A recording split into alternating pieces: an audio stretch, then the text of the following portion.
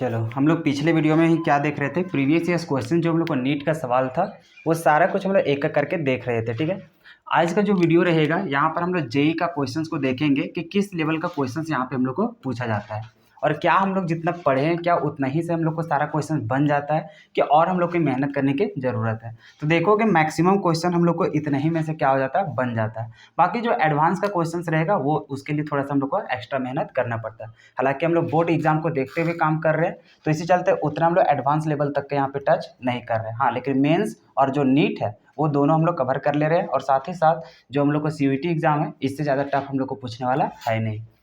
तो देखो हम लोग को जो क्वेश्चंस है वो क्या हम लोग को PA and PV are the vapour pressure of pure liquid components A and B. और ये जो पी जो लिखा गया है ये हम लोग को स्मॉल में लिखा गया है। ठीक है, तो यहाँ पे बोल रहा है कि जो पीए और पीवी है वो हम लोग प्योर वेपर प्रेशर है किसका किसका, ए और बी का। मतलब ए का है पीए और बी का क्या है, पीबी। जो कि हम लोग क्या करते थे, जैसे अगर प्योर फॉर्म में लेते थे ए के लिए तो उसको पी नॉट ए बोलते थे, अगर बी के लिए लेते थे तो उसके लिए क्या बोलते थे, पी नॉट बी। तो इसके बराबर कितना दिया है, तो ये दिया है स्मॉल पी ए दिया है और इसके बराबर क्या दिया है, स्मॉल पी बी दिया है। ठीक है, आगे देखो क्या बोला है, respectively of an ideal binary solution if XA represents the mole fraction of component A। जो XA है वो हम लोग को मोल फ्रैक्शन किसका बता रहा है, A का। और the total pressure of the solution will be. तो हम लोग को बोल रहा है जो टोटल वेपर प्रेशर होगा वो क्या होगा। तो हम लोग जानते हैं कि टोटल वेपर प्रेशर PS लिखते थे और PS इज इक्वल टू होता था हम लोग को PA। अगर इसको हम लोग डायरेक्टली पी नोट के जैसा लिखो तो यहाँ पे पी नोट ए और इसी का मोल फ्रैक्शन होता था और प्लस में यहाँ से पी नोट बी होता है और यहाँ पे क्या हो जाता था, एक्स बी हो जाता था। अभी पी नोट ए के जगह हम लोग को क्या दिया है, स्मॉल पी ए दिया है। यहाँ से हो जाएगा एक्स ए प्लस में यहाँ पे क्या हो जाएगा, पी बी हो जाएगा और यहाँ पे एक्स बी हो जाएगा। अब हम लोग को किस जैसा, यहाँ पे देखो एग्जाम्पल मतलब कि ऑप्शन हम लोग को देख रहा है कि मोल फ्रैक्शन किसके जैसा लिखा है, ए के जैसा रखा है। मतलब हम लोग को ए के टर्म में क्या करना है, इसको कन्वर्ट करना है। तो बी को हम लोग को रिप्लेस करना है। तो जब इसको रिप्लेस करके तुम लोग देख लेना, ऐसा तुम लोग पहले भी ड्राइव कर चुके हैं। तो इसको डायरेक्टली देखो, जब हम लोग एक्स ए के रूप में लिखते हैं तो हम लोग क्या करते थे, तो यहाँ पे जस्ट उसका ऑपोजिट हो जाता है। मतलब यहाँ पे क्या हो जाएगा, पी बी हो जाएगा और प्लस जैसे यहाँ पे चलोगे तुम्हारा क्या हो जाएगा, एक्स ए हो जाएगा और यहाँ पे जिसका करोगे उसी को पहले लिखता था। मतलब पी ए और माइनस में क्या हो जाएगा, पी बी। तो ये हो जाएगा, तुम लोग वहाँ पे ड्राइव करके देख सकते हो। 2 स्टेप यहाँ पे करोगे तो ऑटोमेटिक ये चीज़ हम लोग को आ जाएगा। इसको एक्स बी के रूप में कैसे लिखोगे, 1 माइनस एक्स ए लिखोगे, बाकी मल्टीप्लाई करके फिर कॉमन करके निकाल लेना। तो ऐसा हम लोग पहले भी ड्राइव कर चुके हैं तो शॉर्ट में यहाँ पे कर देते हैं। तो ऐसा ऑप्शन हम लोग को कहाँ दिखाई दे रहा है, तो हम लोग देखो सबसे पहले तो पी बी चाहिए, एक यहाँ पे दिख रहा है और एक ए में दिख रहा है। उसके बाद देखो एक्स ए माइनस बी है और यहाँ पे क्या है, बी माइनस ए। तो हम लोग को क्या हो जाएगा, ऑप्शन नंबर ए हो जाएगा। क्या कहानी समझ में आ रहा है। बोले थे कि जिसका हम लोग निकालने बोलेगा तो ब्रैकेट में जो माइनस करते हैं, जिसका यहाँ निकालने बोला उसी को पहले लिखते हैं और जो यहाँ प्लस के बाद रहता था उसको हम लोग उसका ऑपोजिट लेते हैं। तो हम लोग को ऑप्शन नंबर क्या हो जाएगा, ए हो जाएगा। तो देखो 2012 में प्री मेडिकल में हम लोग को पूछा चुका था। चलो इसको लिख लो, उसके बाद नेक्स्ट क्वेश्चन देते हैं। चलो तो नेक्स्ट क्वेश्चन क्या है, ये हम लोग को जेई मेंस का है जो कि 2014 में क्वेश्चन पूछा जा चुका था। देखो क्या है, so consider separate solution of 0.5 molar C2H5OH aqueous. और फिर इतना मोलर है क्या चाहिए हम लोग को, Mg3PO4 का होल ट्वाइस। फिर हम लोग का है 0.250 मोलर KBr है और हम लोग को क्या है 0.125 मोलर Na3PO4 दिया है। कितना डिग्री सेल्सियस पे, 25 डिग्री सेल्सियस। मतलब सभी के पास टेम्परेचर क्या है, सेम है। Which statement is true about this solution assuming all salt to be a strong electrolyte. जो हम लोग को साल्ट लिया गया है वो कैसा हम लोग को है, स्ट्रॉन्ग इलेक्ट्रोलाइट। कहने का मतलब 100% यहाँ पे डिसोसिएट होगा। अगर 100% डिसोसिएट हुआ तो तुम लोग को बताए थे कि जो अल्फा का वैल्यू होता है वो कितना हो जाता है, 1 हो जाता है। ठीक है, क्योंकि 100% वो डिसोसिएट हो जाता है। यहाँ तक तो कहानी समझ में आ गया। अब देखो कि यहाँ पे ऑप्शन क्या क्या बोला है, तभी तो उसको सॉल्यूशन करके हम लोग देखेंगे कि क्या रिलेशन आखिर पूछा है। सिर्फ यहाँ पे बोल दिया है कि जो हम लोग को स्टेटमेंट यहाँ पे दिया गया है वो कौन सा हम लोग को सही बता रहा है। तो they all have the same osmotic pressure. अब सेम ऑस्मोटिक प्रेशर है कि नहीं है इसके लिए हम लोग को निकालना पड़ेगा। और फिर सेकंड में बोल रहा है कि इतना मोलर Mg3PO4 का whole twice has the highest osmotic pressure. जो तुम्हारा ये वाला है इसके पास क्या सबसे ज्यादा ऑस्मोटिक प्रेशर है, देखेंगे कैलकुलेट करके। फिर इतना मोलर जो ये है इसके पास हम लोग को हाईएस्ट ऑस्मोटिक प्रेशर है, ये भी देखेंगे। या फिर इतना मोलर जो यहाँ पे देख रहे हैं इथेनॉल है, क्या इसके पास हाईएस्ट ऑस्मोटिक प्रेशर है। कुल मिला के देखो जो भी जवाब है वो ऑस्मोटिक प्रेशर पे है, मतलब सभी के लिए हम लोग को कैलकुलेट करके देखना पड़ेगा। चलो एक एक करके हम कैलकुलेट करना स्टार्ट करते हैं, ठीक है। पहले वीडियो कहाँ तक दिख रहा है, चलो बहुत जगह है। देखो अब हम लोग क्या करेंगे, सो देखो सबसे पहले हम लोग यहाँ पे ऑस्मोटिक प्रेशर को लेकर के चलते हैं। सबसे पहले यहाँ पे ले लेते हैं पाई 1, पाई 2, पाई 3, पाई 4, क्योंकि चार को हम लोग को सॉल्यूशन दिया हुआ है, चारों के लिए अलग से लिखते हैं। जैसे पाई 1 इज इक्वल टू हो जाएगा C1 RT हो जाएगा। फिर यहाँ पे चलेंगे तो ये हो जाएगा पाई 2 इज इक्वल टू क्या हो जाएगा C2 RT हो जाएगा। फिर हम लोग चलेंगे तो यहाँ पे पाई 3 इज इक्वल टू CRT हो जाएगा। उसके बाद चलेंगे क्या चीज पाई 4 के लिए, तो यहाँ पे हो जाएगा हम लोग को C4RT। वैसे भी जानते हैं कि R का वैल्यू सभी के पास क्या होते हैं, सेम होते हैं, सेम होते हैं। उसके बाद T का भी टेम्परेचर का भी अभी कितना बोल दिया 25 डिग्री सेल्सियस, मतलब सभी के लिए क्या है उतना ही है। इसका मतलब ये दोनों का तो हम लोग को इग्नोर करके चलना पड़ेगा। अरे इग्नोर करके, इसका मतलब अगर इसको हम लोग हटा भी देते तो कोई दिक्कत नहीं है। मतलब हम लोग यहाँ पे लिख सकते हैं पाई इज इक्वल टू क्या चीज C1, यहाँ पे लिखेंगे पाई 2 इज इक्वल टू C2, इसमें चलेंगे हम लोग पाई 3 इज इक्वल टू C3, और इसमें चलेंगे पाई 4 इज इक्वल टू क्या चीज C4। एक बात, अगर ये फॉर्मूला के अनुसार तुम चलोगे तो मे भी तुम्हारा गलत हो सकेगा। क्यों? क्योंकि अभी तुम्हारा सॉल्यूट का नाम दे रखा है, और नाम दे रखा है तो इसमें डिसोसिएट और एसोसिएट भी कर सकता है। और वैसे भी बोल दिया कि जो तुम्हारा यहाँ पे लिया गया है साल्ट, वो सारा चीज़ क्या है साल्ट है, और सभी क्या है तुम्हारा स्ट्रॉन्ग इलेक्ट्रोड, मतलब यहाँ पे क्या है तुम्हारा टूट रहा है, और टूट रहा है तो कुछ तो उसका मॉलिक्यूल तो बढ़ेगा घटेगा, और वहाँ पे ऑब्वियस सी बात है बढ़ेगा। तो इसी चलते यहाँ पे हम लोग को क्या मल्टीप्लाई करना बहुत जरूरी है, आई, क्योंकि जब तक आई को तुम मल्टीप्लाई नहीं करोगे तो वो क्या हो जाएगा, गलत हो जाएगा।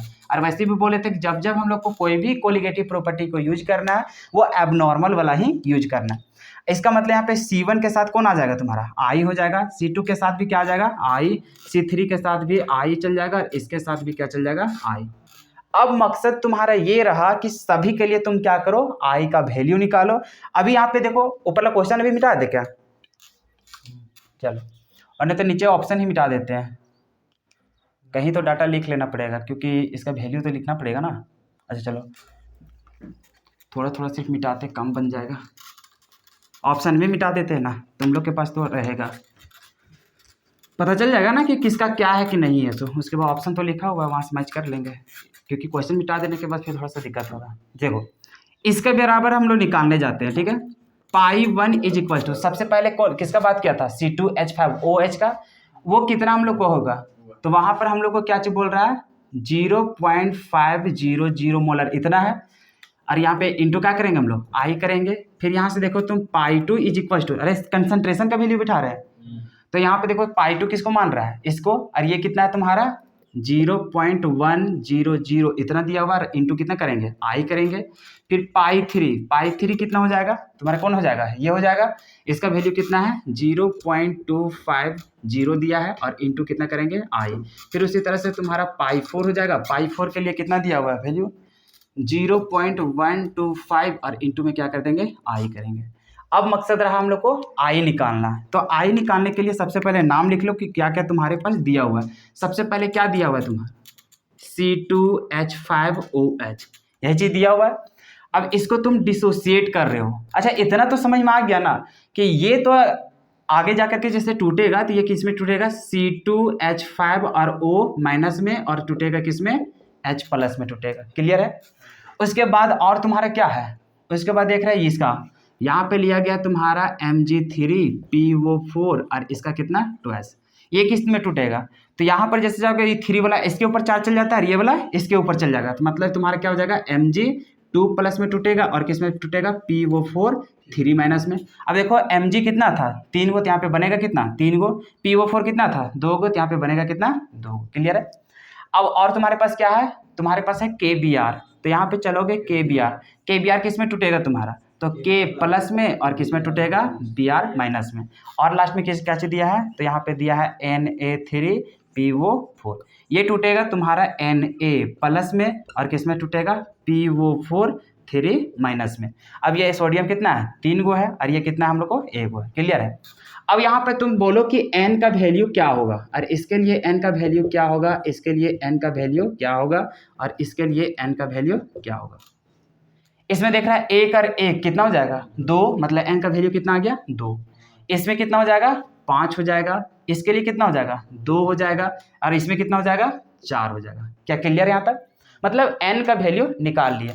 और हम लोग जानते हैं कि जो i का वैल्यू जो तुम निकालने जाएगा, i निकालने का फॉर्मूला तो पढ़ा है 1 + n-1, और यहाँ पे क्या होता है अल्फा। क्योंकि तुम्हारा स्ट्रॉन्ग इलेक्ट्रोलाइट है, इसी चलते उसके लिए हम लोग पाई का मतलब कि अल्फा का वैल्यू कितना लिखते हैं 1। मतलब इसका जो डेरिवेशन हो जाएगा वो क्या हो जाएगा 1 + n-1, और यहाँ पे 1 हो जाएगा। इसको लिखो या ना लिखो कोई मतलब नहीं है। अब यहाँ पर तुम देखो कि n का वैल्यू जिसका ज्यादा रहेगा उसी का वैल्यू तुम्हारा i ज्यादा रहेगा। इसका कहने का मतलब अभी चलो अच्छा सभी के लिए निकाल ही लो, सभी के लिए निकाल लो। तो सबसे पहले देखो यहाँ पे कैसे निकलेगा। इसका सबसे पहले देख रहा है इसका कितना है 2 है, 2 - 1 तो कितना हो जाएगा 1, और 1 + 1 कितना हो जाएगा 2 हो जाएगा। इसका मतलब अगर हम लोग i1 के वैल्यू देखें तो कितना हो जाएगा 2 हो जाएगा। अगर इसके लिए देखेगा तो 5 है, 5 में 1 जाएगा, मतलब जितना जितना है उतना ही हम लोग को क्या हो जाएगा सेम हो जाएगा। मतलब यहाँ पे देखेंगे तो i2 का वैल्यू कितना हो जाएगा 5 हो जाएगा। फिर यहाँ पे i3 का वैल्यू तुम निकाल लेना 2 हो जाएगा। फिर i4 का वैल्यू कितना हो जाएगा 4 हो जाएगा। क्या ये चीज़ हम लोग निकाल चुके हैं? कैसे निकलेगा समझ में आ गया? तो अब फिर से हम लोग यहाँ पे पुट करके देखना पड़ेगा। क्यों? क्योंकि इसका वैल्यू क्या है हम लोग को अलग अलग है। हो सकता है मल्टीप्लाई करने के बाद हो सकता है जिसको हम लोग कम सोच रहे हैं वही क्या हो जाए ज़्यादा हो जाए। अरे कहानी समझ में आ रहा है? जैसे मान के चलो इसमें 5 दिख रहा है, इसमें 1 दिख रहा है, इसमें 2 दिख रहा है, इसमें 1 दिख रहा है, और वो भी एक एक कौन मिला इसमें देखो।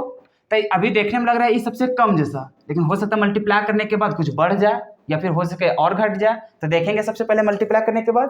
तो ये तो तुम लोग स्क्रीनशॉट तो ले ही लोगे, ठीक है। और नहीं तो इसको नीचे वाला तो तुम लोग लिख लिया होगा ना। अरे ये तो कुछ है नहीं, फॉर्मूला है, तो यहाँ पे हम कैलकुलेशन कर देते हैं, ठीक है। चलो इसका वैल्यू निकालते जाओ। तो देखो यहाँ पे π1 = तुम्हारा क्या हो जाएगा 0.500 और इंटू i1 कितना निकल गया 2 निकल गया। तो 2 से मल्टीप्लाई करो कितना हो जाएगा यहाँ पे। जैसे जाओगे तो ये 1 हो जाएगा। उसके बाद देखो यहाँ पे π2 बराबर तुम निकालने जाओगे तो π2 कितना हो जाएगा तुम्हारा 0.100 और इंटू 2 में कितना है 5 है। इसका मतलब ये कितना हो जाएगा 0.5 हो जाएगा। क्लियर है? उसके बाद फिर चलेंगे हम लोग π3 कितना हो जाएगा। तो यहाँ पे वैल्यू कितना है 0.250 और इंटू में कितना करेंगे 2। ये कितना हम लोग का हो जाएगा। तो यहाँ पे जाएगा 0.500 ऐसे मिल जाएगा।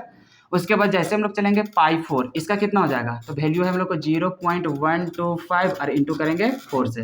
अब इसमें कितना हो जाएगा 5 चौके 20 हो जाएगा, 4 दूनी 8 और 1 9 1 10 हो जाएगा, ठीक है। और 4 1 4 और ये कितना हो जाएगा 5 हो जाएगा। क्लियर है?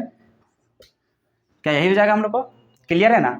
अब इतना हो गया। अब सभी का वैल्यू को देखो किसका सबसे ज्यादा दिख रहा है। इसमें 1 है, इसमें 0.5 है, 0.5 है, 0.5 है।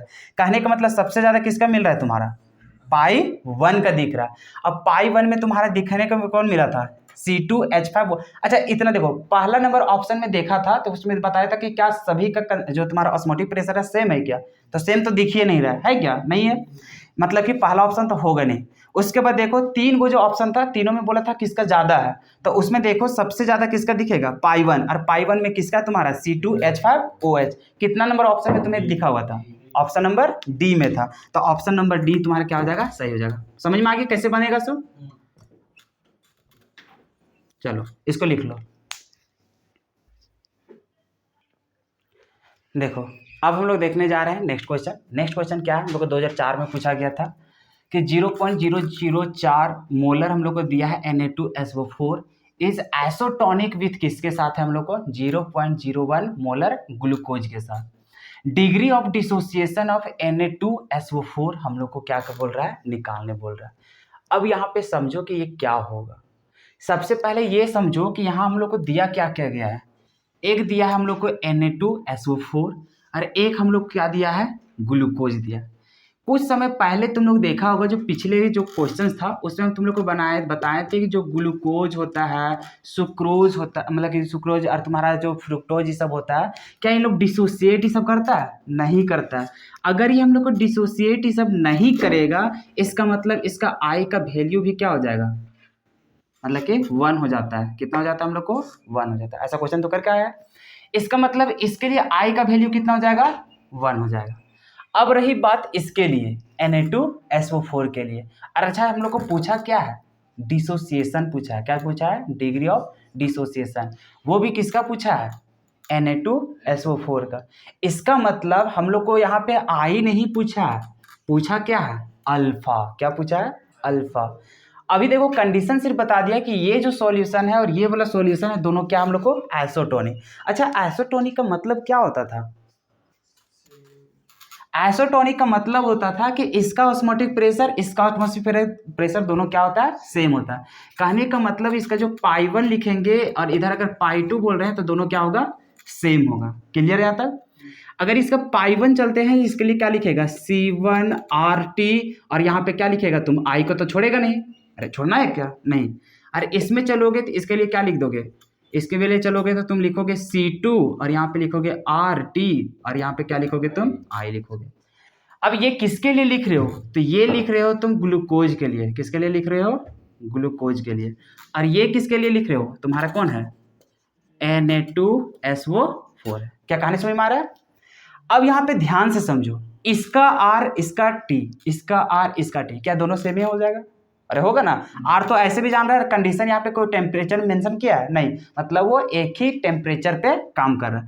इसका मतलब यहाँ टेम्परेचर और आर है, ये दोनों तो खत्म हो जाएगा।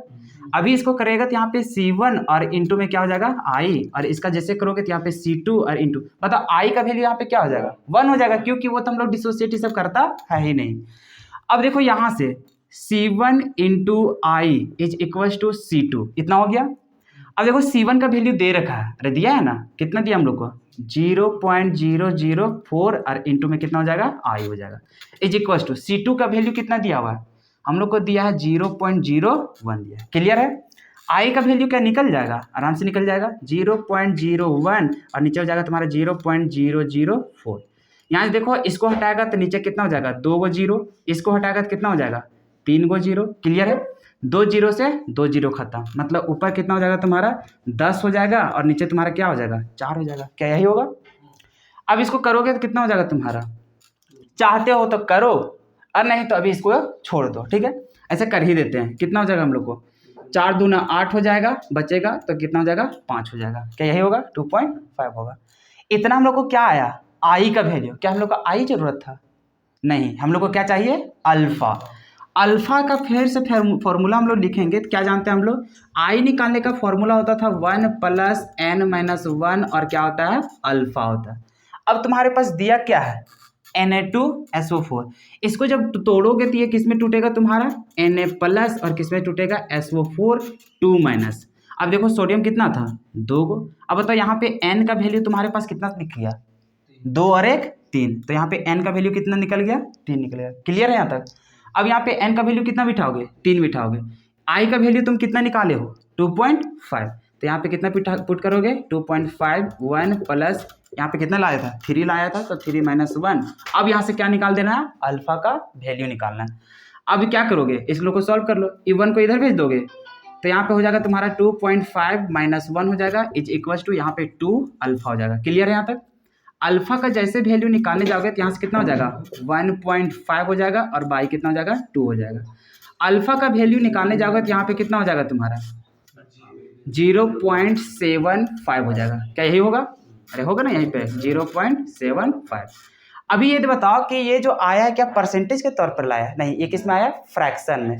अभी तुम देखो क्वेश्चन में दिया किस रूप में दिया है, परसेंटेज में। परसेंटेज में बदलने के लिए क्या देखेंगे हम लोग, 25 से नहीं, हम लोग 100 से गुना करते हैं।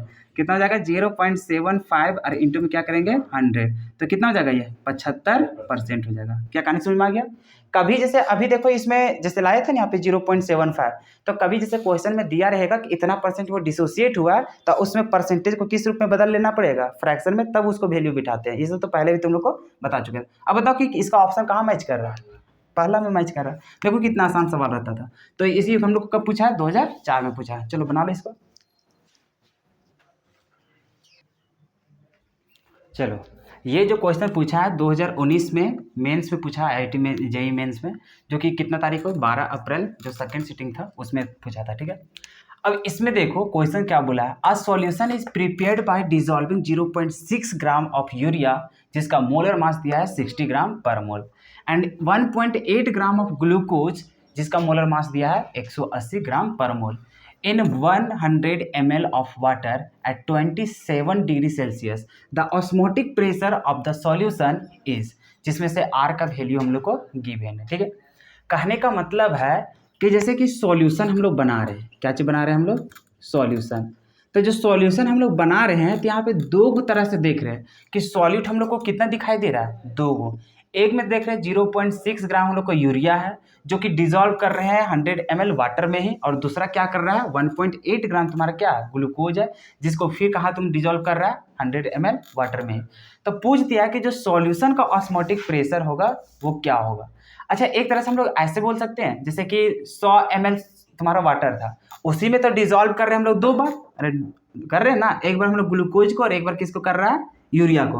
तो ऐसा कह सकते हैं कि हम लोग मान के चलो सॉल्यूशन 1 मान लेते हैं, जब हम लोग यूरिया को जब मिलाएंगे तो उसको हम लोग सॉल्यूशन 1 मान लेते हैं। फिर उसी तरह से जब हम लोग किसको मिलाएंगे, ग्लूकोज को, तो उस सॉल्यूशन को कितना मान लो, H2 मान लो। तो ये सॉल्यूशन और इस सॉल्यूशन, अब टोटल सॉल्यूशन का हम लोग को ऑस्मोटिक प्रेशर पूछ रहा है, अरे वही नहीं पूछ रहा है। अब ये दोनों को मिलाएगा तब तुम्हारा क्या बनेगा, S बनेगा। क्लियर है, मतलब ये हम लोग को यूरिया वाला सॉल्यूशन हो जाएगा और ये किसका रहेगा, ग्लूकोज वाला। जब ये दोनों को जब मिलाएगा तो जो हम लोग को पूरा सॉल्यूशन है उसका वैल्यू निकलेगा। अच्छा, जब ऑस्मोटिक प्रेशर पूछ रहा है तो हम लोग कहीं ना कहीं तो इसका निकालने बोल रहा है, अरे उसी का नहीं निकालने बोल रहा है। इसके लिए निकालोगे तो पाई लिखोगे, क्या लिखोगे, पाई। जब इसको अलग अलग एक सॉल्यूशन मान लिया है तो इसका भी तो कुछ ऑस्मोटिक प्रेशर होगा, इसका भी तो कुछ ऑस्मोटिक प्रेशर होगा। इसका पाई 1 मान लेते हैं, इसको क्या मान लेते हैं, पाई 2। जब इसका ऑस्मोटिक प्रेशर होगा, इसका ऑस्मोटिक प्रेशर होगा, ये दोनों को सम करेंगे तो टोटल सॉल्यूशन का निकल जाएगा। क्या कहानी समझ में आ रहा है। तो यहाँ से सबसे पहले इसका ऑस्मोटिक प्रेशर निकालो, इसका ऑस्मोटिक प्रेशर निकालो, दोनों को जब सम करोगे तो टोटल सॉल्यूशन का हम लोग क्या निकल जाएगा, ऑस्मोटिक प्रेशर। इसके लिए भी हम लोग कैसे कैसे काम करेंगे, तो देखो कहानी तो समझ में आ गया कि क्या करना है। अब कैसे हम लोग निकालेंगे उसको देखो। सबसे पहले हम लोग गिवन डाटा को देख लो कि क्या क्या हम लोग को दिया गया है। सबसे पहले देखिए, अच्छा मान लो कि इसका यूरिया के लिए जो निकालने जाएगा, या फिर ऐसे लिख देते हैं ऑस्मोटिक प्रेशर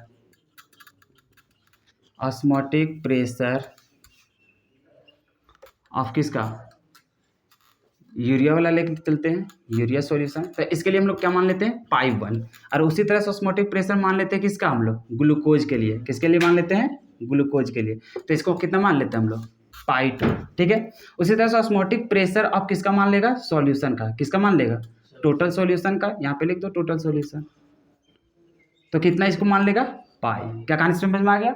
तो हम लोग चूंकि जान रहे कि पाई का वैल्यू हम लोग को निकालना है, और इसके लिए हम लोग मान रहे हैं क्या चीज, पाई 1 और प्लस में क्या करना पड़ेगा, पाई 2 को। अब चूंकि जान रहे हैं कि पाई का वैल्यू जो इसका निकालेगा और इसका वैल्यू निकालेगा ना, तो इसको निकालने के लिए तुम इसका कंसंट्रेशन जो भी सारा टर्म्स रहता था वो सभी को हम लोग जोड़ना पड़ेगा। इसका करने का मतलब पाई 1 के वैल्यू जो निकाले जाएगा इसका क्या हो जाएगा, C1RT हो जाएगा, प्लस इसके लिए क्या हो जाएगा, C2RT हो जाएगा। क्या कहानी समझ में आ गया। क्योंकि इसका भी R, इसका R, इसका टेम्परेचर दोनों तो सेम है, तो इसको क्या हम लोग कॉमन निकाल सकते हैं, मतलब कि C1 प्लस में। अच्छा, एक चीज हम लोग मिस्टेक कर रहे हैं, क्या मिस्टेक कर रहे हैं, I का वैल्यू। समझ में आ गया। तो जब हम लोग यहाँ पे करेंगे तो क्या मेंशन करना पड़ेगा, I का वैल्यू मेंशन करना पड़ेगा। कोई दिक्कत यहाँ तक। अब इसमें देखो सारा कुछ I भी तो कॉमन निकल जाएगा, मतलब यहाँ पे क्या हो जाएगा, C1 और प्लस में क्या हो जाएगा, C2, और बाहर क्या निकल जाएगा, RT, और क्या निकल जाएगा, I। अच्छा, आई के बारे में थोड़ा सा हम लोग यहाँ पे चर्चा कर लेते हैं। हम लोग के पास क्या दिखाई दे रहा है, यूरिया, और क्या दिखाई दे रहा है, ग्लूकोज।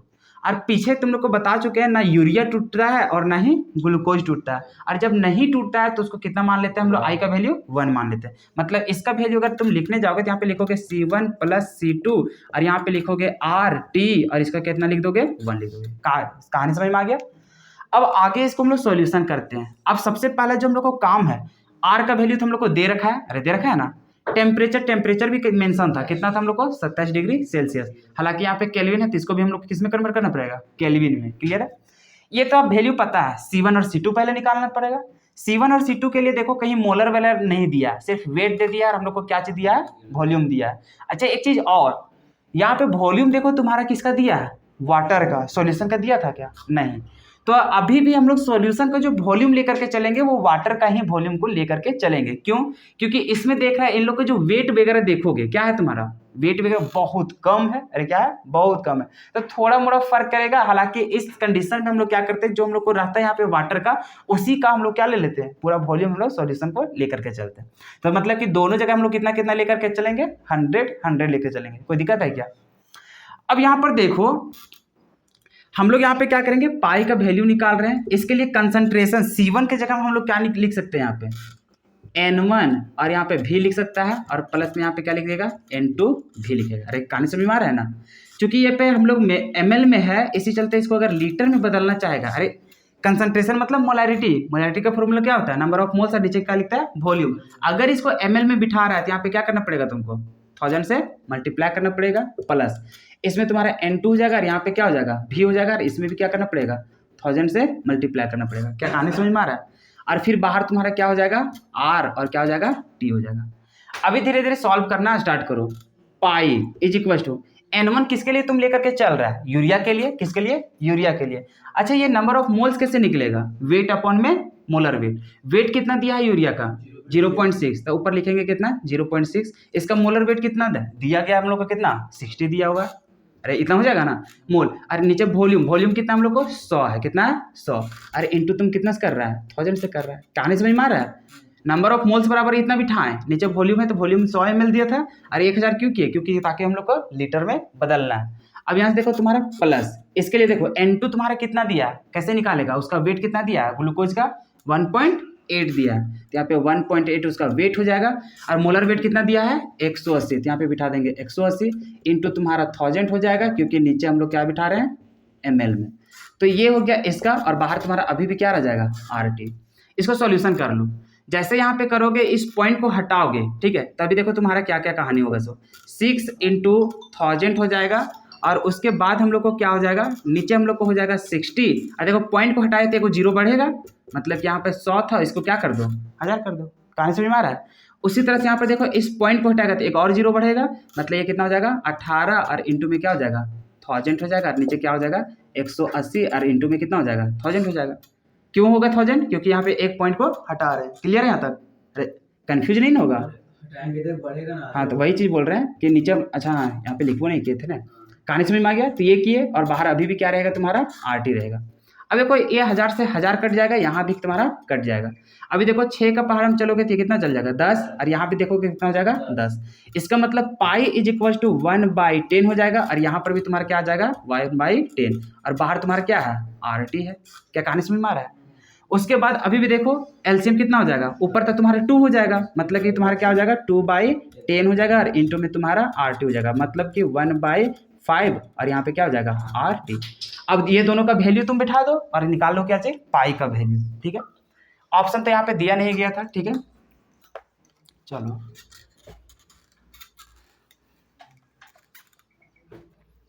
अब क्या करना है, पाई का वैल्यू निकालना है, निकाल लो। कैसे करेगा, यहाँ पे 1/5 है, R का वैल्यू तुम्हें कितना दिया था, 0.0821, जाके देख लो, और आगे तक नहीं दिया था, सिर्फ इतना ही था। हाँ वही 206 रहता है, तो उसको इतना ही लेकर के चलो 21। अगर दे दिया क्वेश्चन में पूरा, वहाँ पे दे दिया था ना, तो इसी चलते यहाँ पे 206 दिया था, तो उतना लेकर के चलो, नहीं तो हम लोग 21 ले लेते हैं। क्यों, क्योंकि यहाँ से हम लोग क्या करते हैं, अरे राउंड फिगर रहे, तो वो चीज़ कहानी करके चलो इतना है। अब चूंकि देख रहा है कि इसका जो देखेगा वहाँ पे, तो वहाँ पे लिखा था लीटर एटीएम पर मोल पर केल्विन, तो वहाँ पे टेम्परेचर किस में लिया है, केल्विन में, तो यहाँ पे जो टेम्परेचर लेंगे उसमें भी किस में लेंगे, केल्विन में। और अभी देखो टेम्परेचर तुम्हारा कितना दिया था, 27 डिग्री सेल्सियस, और इसको बदलोगे केल्विन में कितना हो जाएगा, 300 केल्विन हो जाएगा, मतलब इतना था डिग्री सेल्सियस, उसको केल्विन में, तो यहाँ कितना पुट करोगे, 300 केल्विन। अब यहाँ से सॉल्व कर लो, 5 के पहाड़ में कितना कटेगा, 60 बार में। अब इसको मल्टीप्लाई कर लो, 0.08206 इंटू 60 कितना हो जाएगा,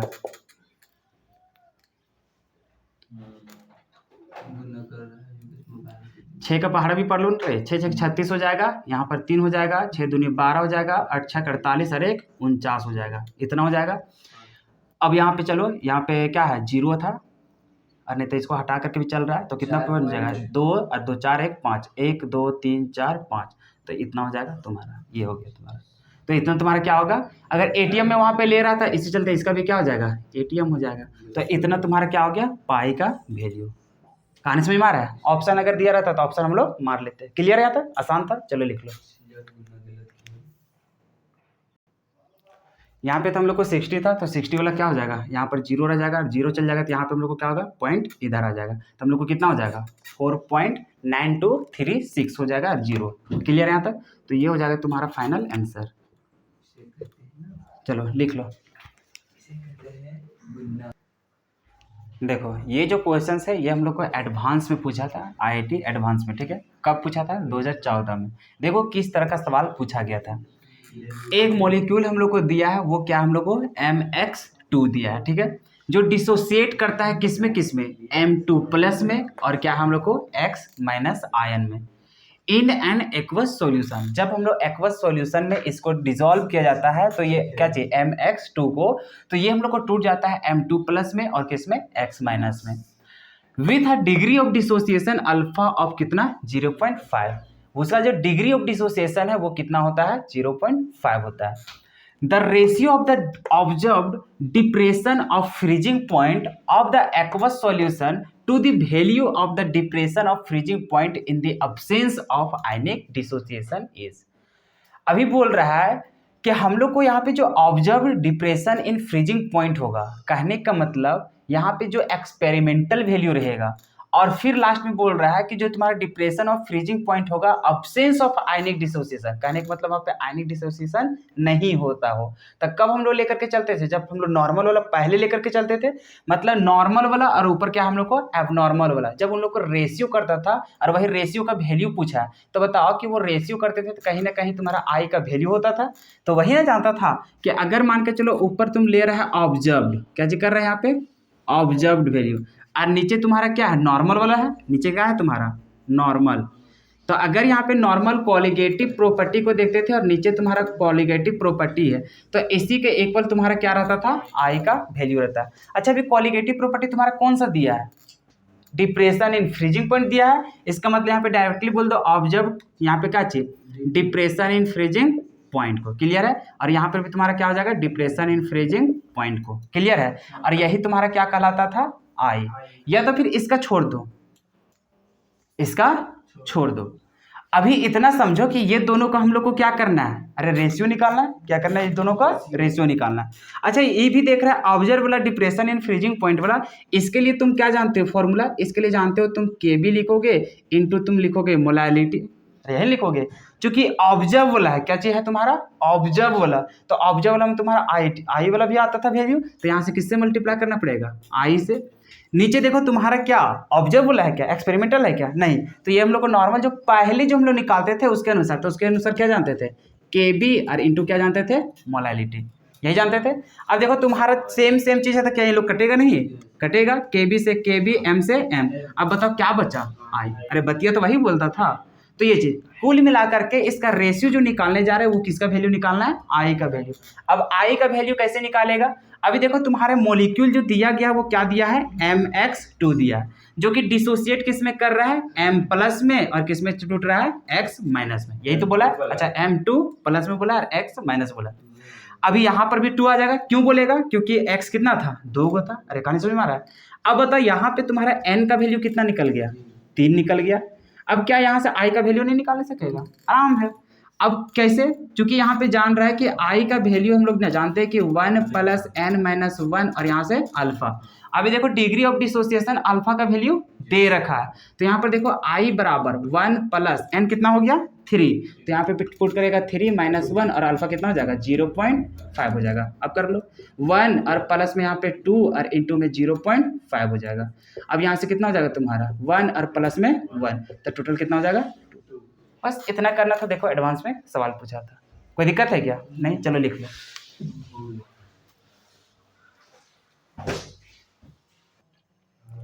देखो ये क्वेश्चन पूछा है 2019 IIT JEE मेंस में पूछा है, जो कि 10 अप्रैल का एग्जाम हुआ था।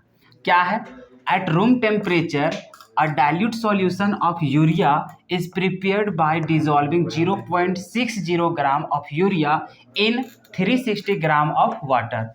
If the vapour pressure of pure water at this temperature is कितना हम लोग को दिया है, 35 mmHg।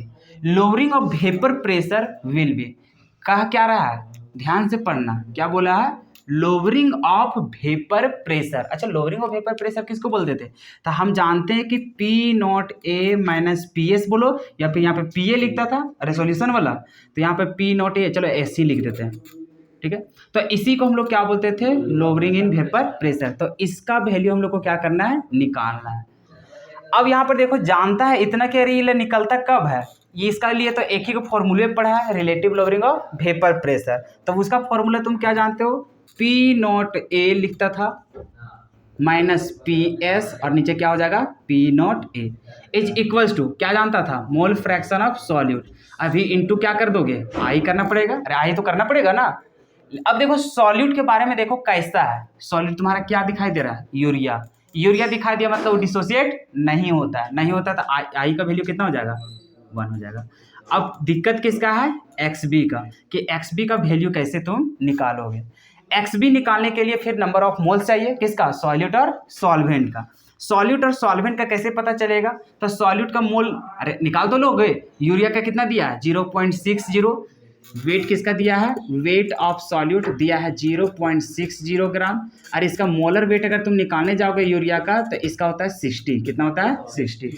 उसी तरह सभी देखो वाटर का कितना दिया हम लोग को, मतलब वेट ऑफ सॉल्वेंट की बात करें तो वो कितना दिया है 360 दिया है ग्राम, और इसी तरह से इसका अगर मोलर वेट की बात करें तब क्या होगा, ये हो जाएगा हम लोग को 18। क्लियर है। अब यहाँ से अगर इन लोग का नंबर ऑफ मोल्स बोलते तो क्या हो जाएगा, इसका नंबर ऑफ मोल्स आ जाएगा, देखो यहाँ से, अरे जैसे अगर नीचे 0 आ जाएगा करके देख लेना, 0 पॉइंट कितना आ जाएगा, 1 आ जाएगा। अच्छा नहीं समझ में आ रहा है, देखो यहाँ पे 0.60 और यहाँ पे 60, ये खत्म होगा तो नीचे कितना आ जाएगा 100, ये खत्म हो जाएगा, और जैसे करेगा तो ये कितना हो जाएगा 0.1 आ जाएगा। क्लियर है। उसी तरह से इसके लिए नंबर ऑफ मोल्स निकालो, क्या हो जाएगा, यहाँ पे NB निकाले हैं, यहाँ पे Na, तो यहाँ पर देखो 18 दूनी 36 मतलब 0 हो जाएगा, मतलब 20। अब यहाँ पर निकालो, तो अच्छा यहाँ पे मोल फ्रैक्शन में अभी यहाँ पे इग्नोर नहीं करना नीचे वाला, अरे करेगा, अरे थोड़ा सा कैलकुलेशन है, कहे इग्नोर करने जाओगे, तो यहाँ पर जैसे इसका जानता है तो यहाँ पर जानता है NB, यहाँ से हो जाएगा Na और प्लस में NB, इग्नोर मत करना, ठीक है, क्योंकि एब्सोल्यूट वैल्यू ऐसा टर्म में दिया रहता है। यहाँ से 1 है तो 1 को लिखेंगे क्या, नहीं लिखेंगे, निकाल दो। NB कितना निकाल दिया तो 0.1, तो 0. उसका कितना निकाला है 20 निकाला है, तो 20 और प्लस में 0.1, टोटल यहाँ पे कितना हो जाएगा 0.1 और नीचे हो जाएगा तुम्हारा 20.1 हो जाएगा। क्लियर है। हालांकि इसको हम इग्नोर कर भी सकता था, कोई फर्क पड़ता नहीं। अब इसमें पॉइंट तो खत्म हो जाएगा, मतलब 1 बटा कितना हो जाएगा 200A, इसको डिवाइड करके देख लो कितना आता है।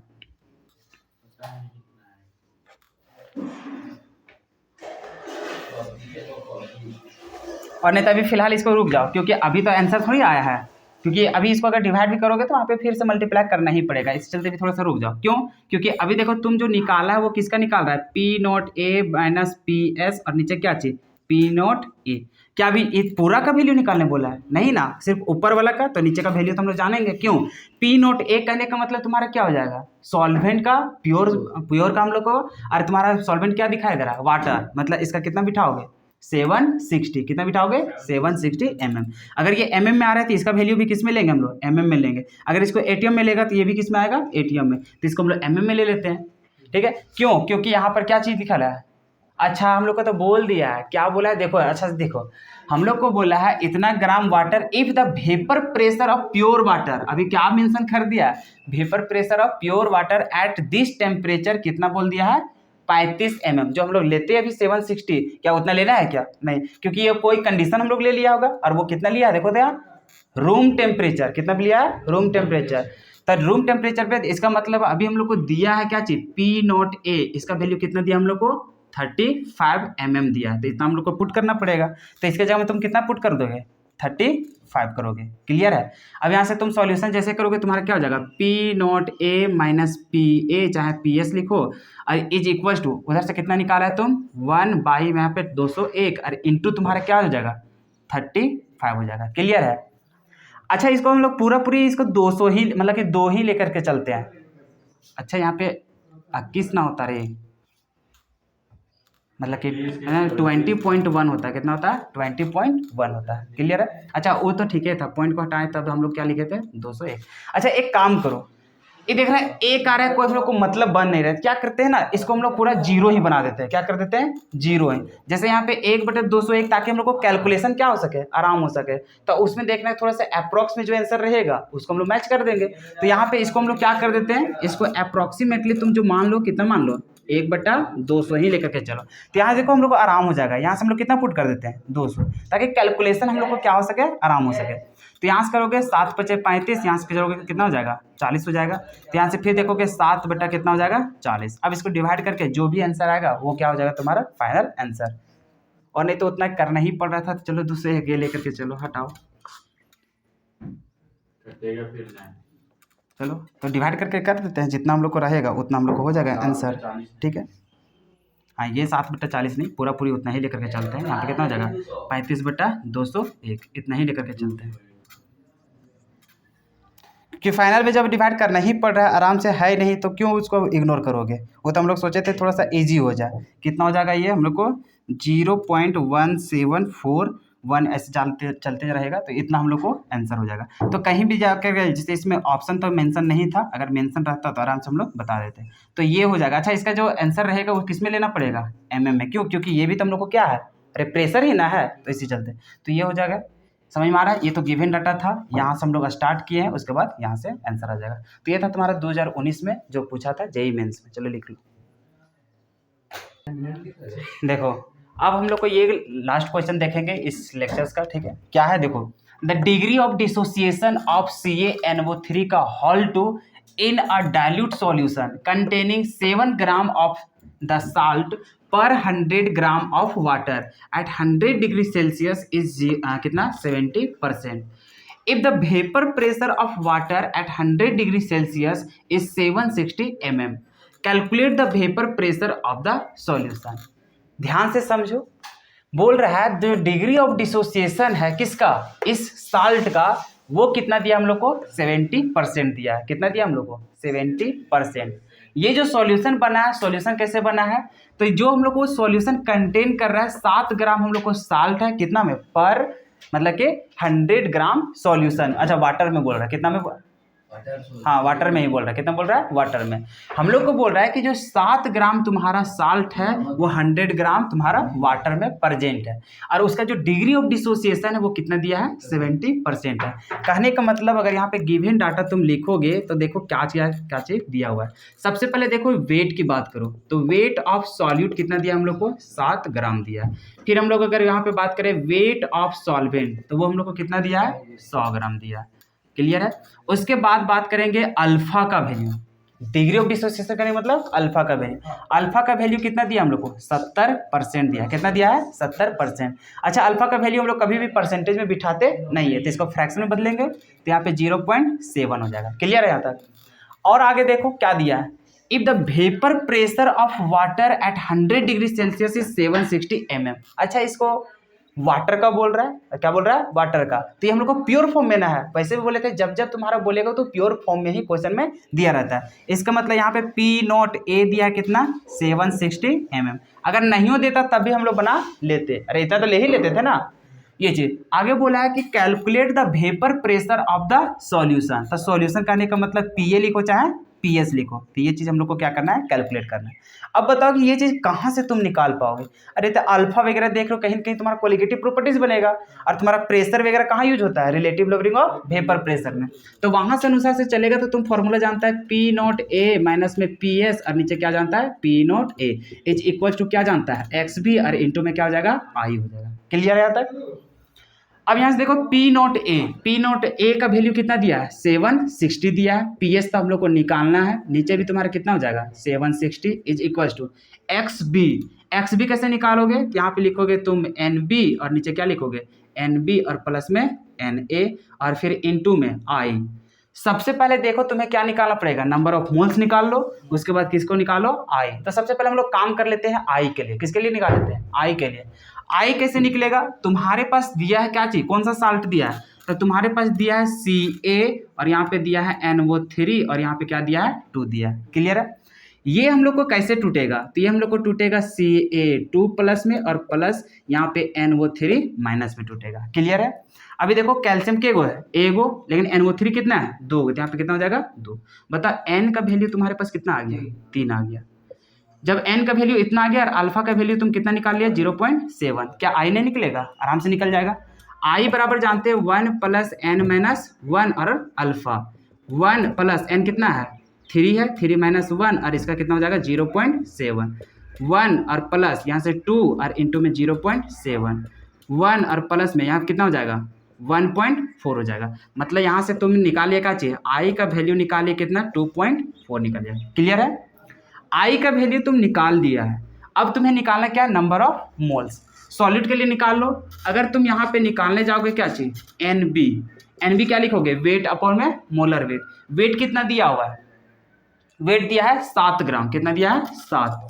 अब मोलर वेट तो निकालोगे फॉर्मूला के अनुसार से, ऐसे से निकालोगे। अब उसका मोलर वेट निकालो तो क्या हो जाएगा तुम्हारा मोलर वेट। तुम्हारे पास है CaNO3 का होल 2, कैल्शियम का कितना हो जाता है 40 प्लस नाइट्रोजन एक नहीं 2 है, तो एक का होता है 14 और 2 का कितना हो जाएगा 28 हो जाएगा, प्लस ऑक्सीजन 3 को नहीं कितना भी 6 गो है और एक का कितना होता है 16, 16 छक कितना हो जाएगा 96 हो जाएगा।